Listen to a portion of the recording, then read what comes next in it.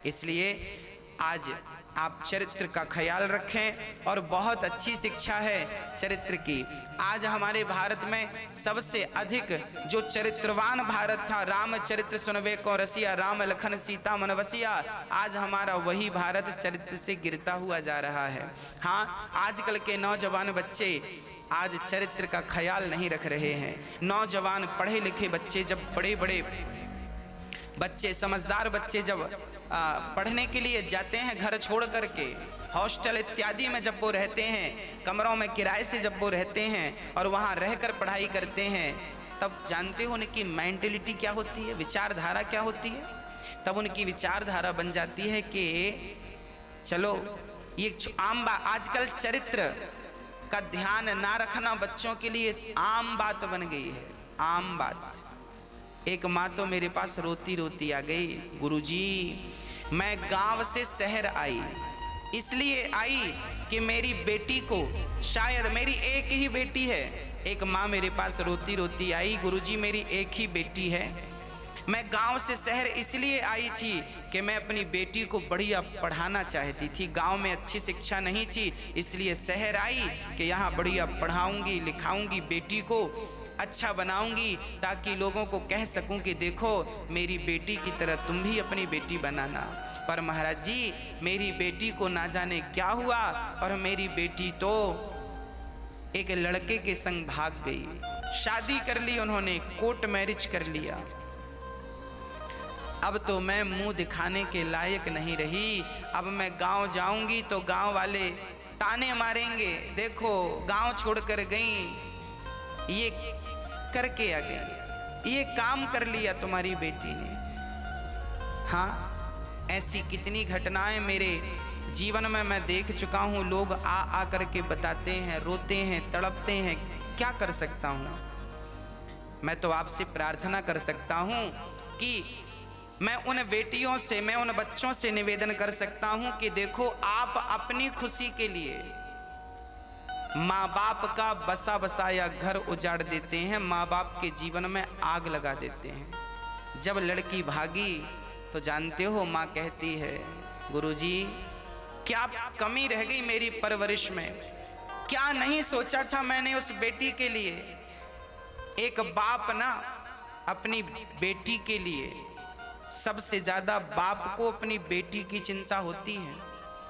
चप्पल घिस जाती है, उसकी खुशियों का इंतजार करते करते, उसके बारे में सोचते सोचते, मेहनत करके मजदूरी करके आदमी अपने बच्चों को पढ़ाता है, अच्छी से अच्छी शिक्षा देने का प्रयास करता है। हर माँ बाप जितनी क्षमता है ना शरीर की, उससे ज्यादा कमाते हैं, केवल इसलिए कि उनके बच्चे खुश रह सकें। और वही बच्चे बड़े होकर इतने समझदार हो जाते हैं, इतने समझदार हो जाते हैं कि वो शादियां कर लेते हैं खुद की, और अपने बच्चों, अपने माँ बाप को शादी में इनवाइट नहीं करते, अपनी माँ को, अपने पिता को भी नहीं बुलाते।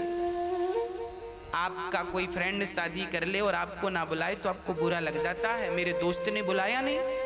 सोचो उस माँ पर, उस बाप पर क्या गुजरती होगी जिसकी खुद की संतान ने कोर्ट मैरिज कर ली हो और अपने माँ बाप को शादी का इनविटेशन ना दिया हो, शादी का कार्ड ना दिया हो, शादी की जानकारी एक फोन करके ना दी हो, क्या गुजरती होगी। हाँ, इसलिए प्रार्थना है मेरी बच्चों से कि आप कभी कोई ऐसा कदम मत उठाइए कि आपके माँ बाप को शर्म से जिंदगी गुजारनी पड़े। अरे कुछ ऐसा कर दिखाइए कि आपके माँ बाप गर्व कर सकें कि ये मेरी बेटी और ये मेरा बेटा है। इसलिए चरित्रवान होना जरूरी है। कपड़े पे दाग लग गया ना तो छूट जाएगा, पर चरित्र पर दाग लग गया तो ना यहाँ छूट सकेगा, ना यहाँ से जाने के बाद वहाँ छूटेगा। हाँ, इसलिए चरित्र यदि एक बार चरित्र बिगड़ा है ना तो फिर वो दूसरा जन्म लेके ही बन सकता है। मेरे जीवन में यदि मेरे काम बिगड़ गए, 10 लाख का 50 लाख का नुकसान हो गया तो शायद उसकी भरपाई इसी जन्म में हो जाए, पर चरित्र बिगड़ गया तो उसकी भरपाई इस जन्म में नहीं, उसके लिए तो दूसरा जन्म ही लेना पड़ेगा। ये चरित्र को लोग समझते नहीं है, चरित्र की वैल्यू नहीं समझ रहे हैं, चरित्र क्या चीज है। हाँ, इसलिए बच्चों से निवेदन करता हूं, चरित्रवान बनिएगा। आज छोटे छोटे बच्चों को, छोटे छोटे 10वीं पढ़ने वाले, 9वीं 10वीं 11वीं पढ़ते हैं ना जो बच्चे, आजकल इनको भी प्यार हो जाता है। ये भी प्यार के चक्कर में पड़ जाते हैं। पढ़ाई लिखाई रह गई, प्यार हो गया। हाँ, माँ बाप को भी जिम्मेदारी से अपने बच्चों को शिक्षा देनी चाहिए। रास्ते ना भटकें बच्चे, उसके लिए माँ बाप को उनका ख्याल रखना चाहिए, दृष्टि रखनी चाहिए। मतलब यह है कि गृहस्थी में, पति पत्नी में हंसी मजाक भी होना चाहिए। बच्चों में भी थोड़ा सा मुस्कुराइए, दिन में 1-2 बार ठहाका मार के घर में हंसिए जरूर। हंसने से भी स्वास्थ्य अच्छा होता है और हंसने से सारा शरीर रोमांचित हो जाता है, सुख की अनुभूति होती है। इसलिए अपने परिवार में आपका गृहस्थ जीवन इतना मधुर हो कि हंसते मुस्कुराते ये जिंदगी कट जाए। देखो कई बार ना जिंदगी को लेके लोग बड़े परेशान हो जाते हैं। यार जिंदगी इतनी भी टेंशन में नहीं होनी चाहिए, जिंदगी इतनी भी परेशानी में नहीं होनी चाहिए। कैसी होनी चाहिए? देखो ये जिंदगानी कैसी है, ये आइसक्रीम की तरह है। ये जिंदगी कैसी है? आइसक्रीम की तरह। या तो टेस्ट कर लो, नहीं तो वेस्ट हो जाएगी। आपने आइसक्रीम को चखा नहीं, टेस्ट नहीं लिया तो क्या हो जाएगी? पिघल जाएगी, अर्थात वेस्ट हो जाएगी। ये जिंदगी भी है, इसका टेस्ट ले लो, वेस्ट तो होनी ही है। अरे हंस कर जी लो, मरना तो है ही है। जी लो हंस करके, सारी खुशियां आपके सामने। कई लोग ऐसे होते हैं कि जिनके जीवन में बड़ा दुख होता है, फिर भी वो होठों पे मुस्कान रखते हैं। और कई लोगों के जीवन में बड़ी खुशियां होती हैं, फिर भी वो बड़ी टेंशन में रहते हैं। अरे भाई, आपके घर पे लाख रुपए आ जाएं, करोड़ रुपए आ जाएं, ये तो मेरे और आपके वश में नहीं है, पर होठों पे मुस्कान बनी रहे ये तो सबके वश में है। इसलिए पहले मुस्कान रख लीजिए, हंसिए, मुस्कुराइए, खिलखिलाइए, खूब प्रसन्न रहिए। जिंदगी मिली है हंसने के लिए, मुस्कुराने के लिए।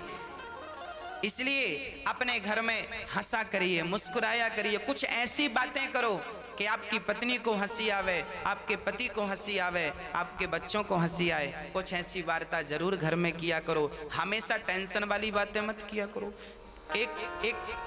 कल ही एक सज्जन बता रहे थे कि एक पति थे, पड़ोस में झगड़ा हो जाए तो वो अपनी पत्नी को मारते थे, उनकी गाय भाग जाए तो पत्नी को मारते थे, कोई टेंशन हो जाए तो पत्नी को 2-4 मारते थे। मतलब पड़ोसियों की भी झगड़ा हो तो वो अपनी पत्नी पे गुस्सा उतारे, कोई भी मायने में गुस्सा हो पत्नी पे गुस्सा उतारे। ऐसी जिंदगी नहीं। कई बार पुरुष लोग क्या करते हैं, दफ्तर की टेंशन घर ले आते हैं, कई बार दुकान की टेंशन घर ले आते हैं, कई बार खुद की टेंशन पत्नी पे उतार देते हैं। ये गलत है। आप जब घर पे जाएं तो अपनी फैक्ट्री का, अपने काम का लोड बाहर ही रखें। एक फ्रेश माइंड से, प्रसन्न चित्त से घर में प्रवेश करें। अपनी पत्नी के सामने, बच्चों के सामने हमेशा चिड़चिड़ापन ना हो, स्वभाव में प्रसन्नता की झलक हो आपके स्वभाव में। ऐसा आप अपना स्वभाव बनाएं, आप स्वयं अपने आप को बनाएं। जब आप अपने आप को बनाना सीख लेंगे तब आप जमाने को बना सकते हैं, एक अच्छा चरित्र निर्माण कर सकते हैं। पहले अपने आप को तो बना लीजिए। जब आप अपने आप में सारी चीजें, हम तो कहते हैं अपने आप में सारे एक्सपेरिमेंट करना शुरू कर दीजिए। अपने आप में एक्सपेरिमेंट करिए, क्या मैं गुस्से पे कंट्रोल कर सकता हूं, कहां तक कर सकता हूं, करके देखिए। मैं कितना खुश रह सकता हूं अपनी जिंदगी में, किस हद तक खुश रह सकता हूं, रह के देख लीजिए, एक्सपेरिमेंट कर लीजिए ना। क्या नुकसान है, क्या घट रहा है, क्या लग रहा है? खुश रहना है, हमेशा खुश रहिए हर हाल में।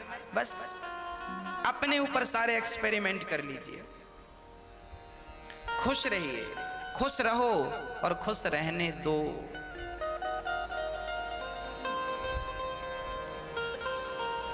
श्री भगवान अपनी पत्नी रुक्मिणी को समझा रहे हैं। अब वो प्यार की बातें चल रही हैं भगवान की।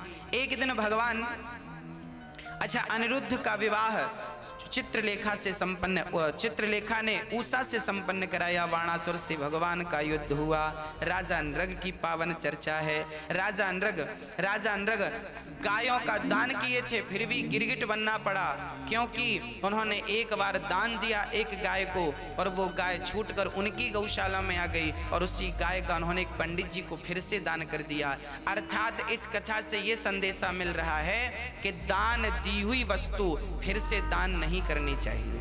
एक बार दान कर दिया सो कर दिया, अब आप पर उसका कोई अधिकार नहीं है। एक बार हमारे पास किसी ने फोन लगाकर पूछा कि गुरुजी, आखिर माँ को बेटी के घर का पानी क्यों नहीं पीना चाहिए? हमारे भारत में एक प्राचीन परंपरा रही है कि माँ बाप बेटी के घर का पानी भी नहीं पीते। एक ने कहा कि ऐसा क्यों? हमने कहा देखो क्या होता है, कन्या दान करते हैं ना हम लोग, कन्या दान कर दिया। अब जब दान कर ही दिया तो फिर दिए हुए दान को भला उसके वस्तु को कैसे ग्रहण करें? एक भाव तो ये है कि जो दे दिया तो फिर कन्या को दे दिया तो कन्या का हो गया, तो अब दी हुई वस्तु का फिर क्या हम ग्रहण करें? परंतु यहाँ एक बात और है, यदि आपकी एक ही बेटी है और आप मजबूर हैं, बेटे सेवा नहीं करते, केवल बेटी है, तो मजबूरी है, तो फिर बेटी के घर रह सकते हैं, बेटी का खा सकते हैं, कोई पाप नहीं है, कोई पाप नहीं है। पर मजबूरी है तो, अब मजबूरी नहीं है तो पड़े हैं फिर भी बेटी के पास, तो फिर शायद गलत हो सकता है। दान दी है हमने बेटी को, कन्या दान किया है, तो दिए हुए दान का वापस कैसे ले लो आप? मजबूरी है तो फिर चलेगा, कोई दिक्कत नहीं है। मजबूरी नहीं है तब बचिएगा। हाँ, इसलिए बेटियों का नहीं खाने की परंपरा है, नहीं लेने की परंपरा है। ये हमारे भारत की ही संस्कृति है जो सबका इस प्रकार ख्याल रखती है। तो भक्तों, भगवान ने नृग पर कृपा की, उनका उद्धार किया। इक्ष्वाकु वंश के ये राजा थे, भगवान ने कृपा की, पौंड्रक का भगवान ने उद्धार किया। पौंड्रक कौन थे? बोले नकली भगवान, नकली भगवान। आजकल ना बहुत सारे लोग भगवान बनने की होड़ में लगे हैं, सब भगवान बनना चाह रहे हैं। भगवान काम बन जाएगा ना, भगवान मत बनिए, भगवान के चरणों की धूल बनने का प्रयास करिए, शायद वही बन जाएं। भगवान बनने की होड़ मत रखिए, भगवान बनने की होड़ मत लगाइए। भगवान कोई नहीं बन सकता, भगवान तो सिर्फ भगवान है। इसलिए जो आज मैं आपको स्पष्ट कह दूं, जो अपने आप को भगवान कहे कि मैं भगवान हूं, समझ लीजिए एक नंबर के फ्रॉड हैं ये, एक नंबर के फ्रॉड हैं, बच के रहिएगा। अच्छा आप ही बताइए, क्या आपके पति की जगह कोई दूसरा पुरुष ले सकता है? ये पुरुष बड़ा पैसे वाला है, बड़ा सुंदर है, चलो तुम बन जाओ पति, क्या संभव है? सुंदर है, चमत्कारी है, अच्छा कोई चमत्कारी आ जाए, वो चमत्कार करे, पूरे समुद्र को पी जाए अगस्त्य जी की तरह, और फिर आपको मिल जाए, वाह, तो क्या आप उसे भी पति मान लेंगी? चमत्कारी को ना। एक पतिव्रता नारी, एक पतिव्रता नारी, भले उसका पति अंधा हो, भले उसका पति लंगड़ा हो, बहरा हो, काना हो, लाख अवगुण हो, पर एक पतिव्रता नारी अपने पति के सिवा स्वप्न में भी पराये पुरुष के बारे में नहीं सोच सकती। यदि एक पत्नी अपने पति को नहीं त्याग सकती, पति का स्थान किसी दूसरे पुरुष को नहीं दे सकती, तो फिर भला भगवान की जगह कोई दुनिया। कितना चरित्र जरूरी है हमारे जीवन में, पर जितना जरूरी था आज हम उतना ही चरित्र से दूर होते जा रहे हैं। एक बहन मेरे पास रोती रोती आई कि गुरुजी, मेरे पति मेरे बच्चे का और मेरा ख्याल नहीं रखते। क्यों? क्योंकि मेरे पति को मेरी पड़ोसन ने ना जाने कौन सा जादू करके अपने झूठे प्यार के चंगुल में फंसा लिया। हम और हमारा बेटा, 5 वर्ष का बेटा, हम रोटी खाएं सुबह तो शाम को चूल्हा जले, इसकी भी गारंटी नहीं। पति पूरी कमाई पड़ोसन को देता है, अर्थात पति चरित्र से गिर गया, अर्थात पति अपनी पत्नी से मन को हटाकर दूसरी नारी में, दूसरी स्त्री में मन को लगा रहा है, लोक परलोक बिगाड़ रहा है, परिवार का नाम इज्जत बिगाड़। अरे भाई, जब आप अपने चरित्र से गिरते हैं ना, तो आपके जो पूर्वज हैं, दादा परदादा, ऊपर से देखते हैं, राम राम ये मेरी औलाद है, ये मेरी संतान चरित्र से गिर रही है। आपके जो दादा पुरखा है ना, ये जब स्वर्ग होते हैं, स्वर्ग आपके पुरखे यदि स्वर्ग में हैं और आपके बच्चे गलत कर रहे हैं, चरित्र से गिर गए, तो कहते हैं बच्चे के इस पाप से आपके पुरखे स्वर्ग से निकलकर नरक में चले जाते हैं। भगवान विदा कर देता है, चल तेरी औलाद, तेरी संतान देख यहाँ चरित्र से गिर रही है, चरित्र को तार तार कर रही है, स्वर्ग से निकालकर देवता नरक भेज देते हैं, तुम नरक जाने के अधिकार हो, देखो तुम्हारी औलाद ये कर रही है। एक बेटा गलत करता है ना, उसके पुरखे भी स्वर्ग से नरक चले जाते हैं। आप शायद आपको पता ना हो, एक स्त्री कितना दर्द उठाती है जब वो अपने कोई भी सामान्य महिला हो, जब वो सुनती है कि मेरा पति किसी और स्त्री के साथ रहता है, उस स्त्री के तो मानो जमीन से, पैरों के नीचे से जमीन खिसक जाती। कोई स्त्री नहीं चाहती कि उसके पति को कोई दूसरी स्त्री देखे गलत निगाहों से। इसलिए अपने घर में बहुत सुखी रहो, घर का बहुत ख्याल रखो। एक बहन परेशान होकर आई, मेरे पति ख्याल नहीं रखते, बच्चा 5 साल का है, भोजन की भी व्यवस्था नहीं, ये पड़ोसन के पास है। मैंने कहा चिंता ना कर, भगवान के घर देर है अंधेर नहीं है। जब फिर मैं उस स्त्री के पास संयोगवश पहुंचा जिससे उसके पति का चक्कर था, मैंने उससे कहा बहन तू ये क्या कर रही है, तू अपना लोक परलोक तो बिगाड़ रही है, साथ में इस पुरुष का भी बिगाड़ रही है, और आप एक जन्म नहीं अपने 7 जन्म बिगाड़ रही हो। उसने कहा कैसे? मैंने कहा एक कथा सुनाता हूं, सुन। एक गांव में एक वैश्या रहती थी, पूरे गांव को उस वैश्या ने गंदा कर रखा था।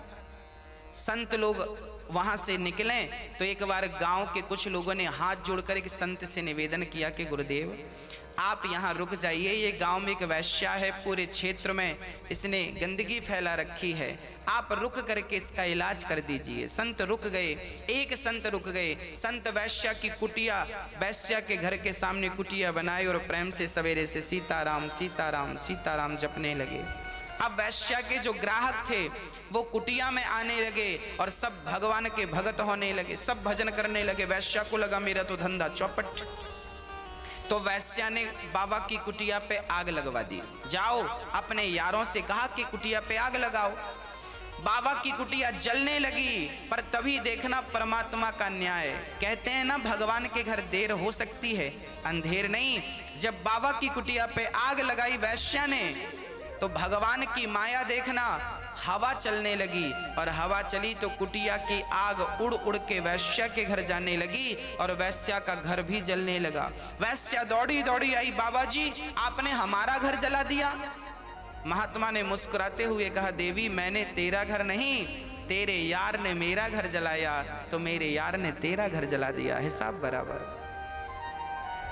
जब आप किसी के बारे में बुरा सोचते हैं, जब आप किसी के लिए गड्ढा खोदते हैं, जब आप किसी पुरुष की तरफ, जब आप किसी पराये पुरुष की तरफ निगाहें डालते हैं, किसी के बसे बसाए घर में जब आप आग लगाते हैं, तो आप भूलिए मत, यदि आपने किसी का घर बिगाड़ा है तो आपका भी ज्यादा दिन टिकेगा नहीं।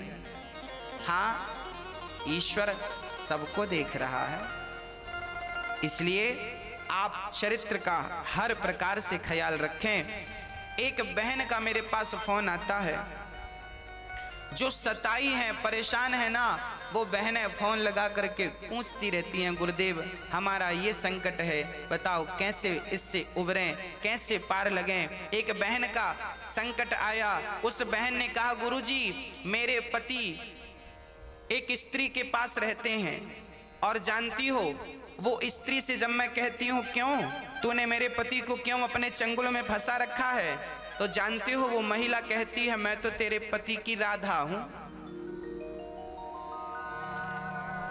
अब लो, तो क्या राधा ऐसी थी जैसा आप बता रही हैं? कहां राधा रानी? राधा कृष्ण से प्रेम करती थी। राधा परांबा है, राधा भक्तों की अधिष्ठात्री हैं।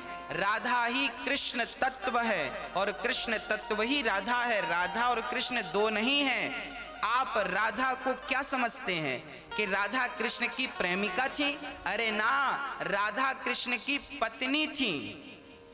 राधा कृष्ण की सिर्फ प्रेमिका नहीं, पत्नी थी और प्रेम किया था राधा ने। और प्रेम भी वो वाला प्रेम नहीं जो आपका वाला है। आपका तो भोग प्रधान प्रेम है, जबकि राधा रानी का तो भक्ति प्रधान प्रेम था। हाँ, आजकल जो ये कहते हैं ना कि मैं तुम्हारी राधा हूं, ये राधा नहीं, एक्चुअली ये भोग वाले, हाँ, ये राधा नाम लेकर के ये उल्टे काम कर रहे हैं। राधा कृष्ण की अर्धांगिनी थी। राधा कृष्ण ये दो जैसे मिश्री और मिठास दो नहीं हैं, एक हैं। ऐसे राधा और कृष्ण एक हैं। तो राधा का नाम लेकर संसार में से कुकर्म करने वालों को पता नहीं कौन सा दंड मिलेगा।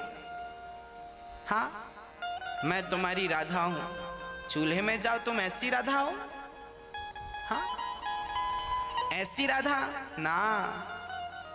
राधा रानी शक्ति है, राधा रानी स्वयं कृष्ण है और कृष्ण स्वयं राधा है। इसलिए इस प्रकार से आप कहते हैं तो ये भी एक पाप है। यदि आप राधा के बारे में ऐसा कह रहे हैं कि मैं तुम्हारी राधा हूं, तो ये कहना भी एक पाप है।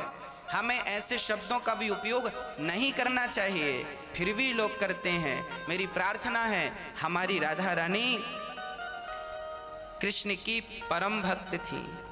कृष्ण ने जब अवतार लिया तब कृष्ण ने राधा से कहा कि देखो राधा, हम चल रहे हैं संसार में लीला करने के लिए। तब राधा ने कहा था, कृष्ण हम आपसे अलग नहीं हो सकते, जुदा नहीं हो सकते।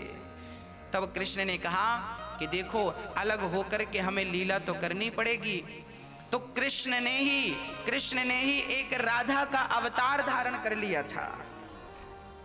हाँ? कृष्ण ने ही राधा का अवतार, क्योंकि एक कृष्ण ने दो अवतार लिए उस समय। पहले राधा बनकर आए राधाष्टमी को, फिर कृष्ण बनकर आए कृष्ण जन्माष्टमी को। तो राधा और कृष्ण एक ही हैं। लीला के लिए ये दो बने थे, क्योंकि राधा का अभिनय करने लायक इस सृष्टि में कोई था नहीं। राधा ने जो किया है, जो प्रेम का अभिनय किया है, जो प्रेम किया है, वो प्रेम रुक्मणी कर सकती तो रुक्मणी को बिठा लेते। वो प्रेम यदि लक्ष्मी कर सकती तो माता लक्ष्मी को बिठा लेते। पर ना, कृष्ण को जो प्रेम की लीला करनी थी, वो जो प्लानिंग थी कृष्ण के माइंड में, वो कोई नहीं कर सकता था। इसलिए भगवान को डबल रोल करने पड़े। एक रोल कृष्ण का और वही कृष्ण राधा के रोल में भी थे। जैसे मूवी में आप किसी हीरो के डबल रोल देखते हैं, ऐसे कृष्ण ने डबल रोल किए। एक तो कृष्ण का अभिनय किया, एक तो राधा का अभिनय किया। तो वही कृष्ण राधा, वही राधा कृष्ण।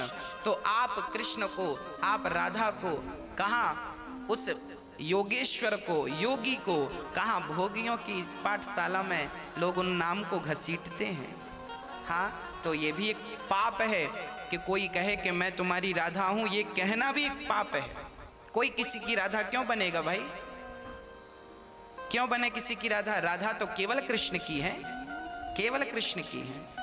तो हमें हर तरीके से हम ये कहना चाह रहे हैं कि चरित्र का आप ख्याल रखें तो कल्याण सबका है, सबका भला है, सबका कल्याण है।